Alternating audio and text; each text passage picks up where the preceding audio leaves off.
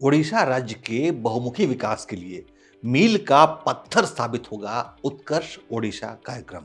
इस विशिष्ट कार्यक्रम के जरिए ओडिशा में हर क्षेत्र के सर्वांगीण विकास की योजनाओं का खाका खींचा गया और इसकी सफलता के लिए केंद्र सरकार पूरी तरह से प्रतिबद्ध दिखाई दी। इंडिया, उदय इंडिया। नमस्कार, उदय इंडिया में स्वागत है आपका। मैं हूं अंशुमान आनंद। ओडिशा राज्य की राजधानी भुवनेश्वर में पिछले 2 दिनों से देश और दुनिया भर के निवेशकर्ताओं का जमघट लगा हुआ था। दुनिया भर की कंपनियां उड़ीसा में निवेश की संभावनाओं की तलाश करने के लिए भुवनेश्वर पहुंची थी, क्योंकि मौका था उत्कर्ष ओडिशा महोत्सव का, जिसके लिए खुद प्रधानमंत्री मोदी भी भुवनेश्वर पहुंचे थे।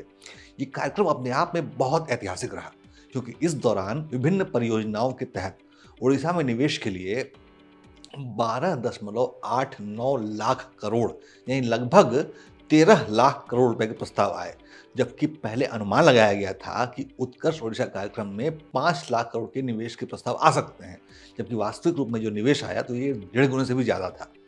ओडिशा सरकार ने अपने 2 दिवसीय व्यापार शिखर सम्मेलन में विभिन्न कंपनियों के साथ 145 सहमति पत्रों पर हस्ताक्षर किए हैं, जिससे 8.94 लाख की संख्या में रोजगार के मौके सामने आ सकते हैं। ये बात मुख्यमंत्री मोहन चरण मांझी ने राज्य के प्रमुख व्यापार शिखर सम्मेलन Utkarsh Odisha make in Odisha MIO conclave 2025 के समापन के मौके पर कही। मुख्यमंत्री मांझी ने ही बताया कि इस शिखर सम्मेलन में कुल 145 समझौता ज्ञापनों यानी MOU पर हस्ताक्षर किए गए हैं। इन MOU के जरिए 12.89 लाख करोड़ रुपए के निवेश के लिए समझौते किए गए हैं। उत्कर्ष ओडिशा सम्मेलन में शीर्ष निवेशकों में अडानी समूह ने 2.28 लाख करोड़ रुपए निवेश की घोषणा की और वो पहले स्थान पर रही, जबकि वेदांता लिमिटेड जो है वो 1 लाख करोड़ रुपए, जो टाटा समूह है वो 87,944 करोड़ रुपए, महानदी कोलफील्ड्स लिमिटेड ने 81,900 करोड़ रुपए, JSW समूह ने 75,000 करोड़ रुपए, NLC ने 52,000 करोड़ रुपए, steel authority of India limited यानी सेल ने 50,800 करोड़ रुपए, national thermal power corporation limited यानी NTPC ने 36,131 करोड़ रुपए, नाल्को ने 35,000 करोड़ रुपए, JSPL ने 25,570 करोड़ रुपए, आदित्य बिरला समूह ने 19,017 करोड़ रुपए और JSL ने 15,000 करोड़ रुपए के निवेश की घोषणा की है। जो सबसे अधिक निवेश के जो प्रस्ताव आए हैं वो धातु और खनिज क्षेत्र में आए हैं। इसमें 48 समझौता ज्ञापन जो है उस पर दस्तखत किया गया है। इसके बाद नंबर आता है विद्युत और नवीकरणीय ऊर्जा हरित ऊर्जा क्षेत्र का, जिसमें 25 निवेश प्रस्ताव आए हैं। कृषि आधारित एवं खाद्य प्रसंस्करण में 21 निवेश के प्रस्ताव आए हैं। रसायन, पेट्रोकेमिकल और प्लास्टिक्स में निवेश के 17 प्रस्ताव आए हैं। वस्त्र और परिधान का जो क्षेत्र है उसमें 11 निवेश के प्रस्ताव आए हैं और हरित ऊर्जा उपकरण में 9 निवेश के प्रस्ताव आए हैं, जबकि अन्य प्रस्ताव सीमेंट, लॉजिस्टिक, अवसंरचना, जहाज निर्माण और रिसाइकलिंग, सामान्य विनिर्माण, बायोटेक और फार्मास्यूटिकल्स इंजीनियरिंग, सामान, एरोस्पेस और रक्षा, IT और ESDM, कागज, लकड़ी, वन उत्पाद और सिरेमिक, ग्लास, ग्रेनाइट और टाइल जैसे क्षेत्रों में आए हैं।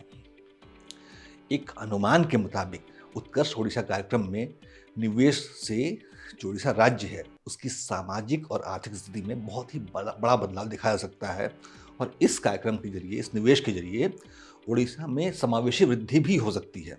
इस सम्मेलन में सिंगापुर, मलेशिया और ऑस्ट्रेलिया जैसे साझेदार देशों के प्रतिनिधियों सहित 16 देशों के प्रतिनिधियों ने भाग लिया है, जिससे पता चलता है कि ओडिशा जो है वो वैश्विक निवेश मानचित्र पर एक आकर्षक स्थान के रूप में उभर कर सामने आ रहा है।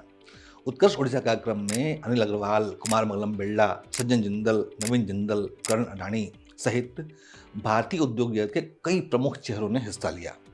उत्कर्ष ओडिशा के सफल आयोजन के बाद मुख्यमंत्री मोहन चरण मांझी ने PM मोदी के प्रति आभार जताया है। उन्होंने मंगलवार को राज्य के प्रमुख व्यापार शिखर सम्मेलन का उद्घाटन किया, PM मोदी ने किया था और PM मोदी ने निवेशकों को ओडिशा में अपनी परियोजनाओं को स्थापित करने के लिए प्रोत्साहित किया, जिसके लिए CM मांझी ने उनका धन्यवाद किया और कहा कि हम समृद्ध ओडिशा 2036 के लक्ष्य को प्राप्त करने और विकसित भारत 2047 में योगदान देने के लिए प्रतिबद्ध हैं।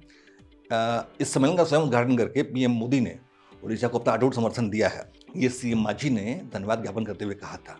प्रधानमंत्री ने 2036 तक समृद्ध ओडिशा बनाने और 2047 तक इसे विकसित भारत का विकास इंजन बनाने का पूरा समर्थन किया है। डबल इंजन वाली सरकार में उन्होंने अपनी अपेक्षित भूमिका निभाई है। इससे हम देश में शीर्ष 5 अर्थव्यवस्थाओं में से एक बनने के लक्ष्य करीब पहुंच गए हैं, ये मोहन चरण मांझी ने अपने बयान में कहा है। ओडिशा में अभी जो साल बीता है, साल 2024, उसके मध्य में यानी कि मई जून में ही सत्ता बदली थी। 12 जून को मोहन चरण मांझी ने मुख्यमंत्री पद की शपथ ली थी। अभी हद से हद 6-7 महीने हो रहे हैं जब नवीन पटनायक की 24 साल पुरानी सरकार को पलटकर उड़ीसा के लोगों ने भाजपा की सरकार बनाई थी, और इसके साथ ही लोकसभा चुनाव में 20 सांसदों को चुनकर भेजा, भाजपा सांसदों को चुनकर भेजा, जिससे केंद्र में नरेंद्र मोदी फिर से प्रधानमंत्री बन पाए। यही कारण है कि भाजपा और पीएम मोदी के हृदय में उड़ीसा राज्य के लिए विशेष स्थान बन गया है, और केंद्र सरकार उड़ीसा राज्य के हर संभव विकास के काम में जुटी हुई है। जय हिंद, जय भारत।